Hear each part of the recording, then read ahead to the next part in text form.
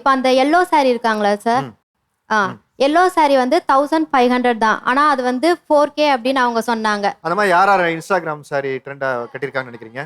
இவங்க இந்த yellow saree, அதுக்கப்புறம் நடுவுல அந்த லாவெண்டர், ம். அதுக்கப்புறம் அந்த வயலட் கலர் saree, அதுக்கப்புறம் இல்ல, வயலட் எந்திரிங்களா? கலர் saree, நீங்க எந்திரி. அதுக்கப்புறம் அந்த pink saree.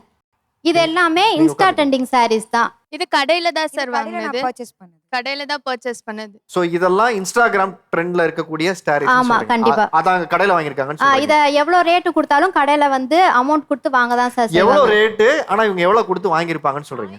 Yellow colour saree 1500 1300ல இருந்து 1500 தான். ஏன்னா நாங்க saree சேல் பண்றோம். அது ஆர்கான்ஸா கிரஸ்டு மெட்டீரியல். அண்ட் அந்த வயலட் போட்டிருக்காங்களே அது வந்து 350ன்னு நானே சேல் பண்ணேன் சார். ஜஸ்ட் 350 தான். அவங்க எவ்வளோக்கு வாங்கினாங்கன்னு தெரியல.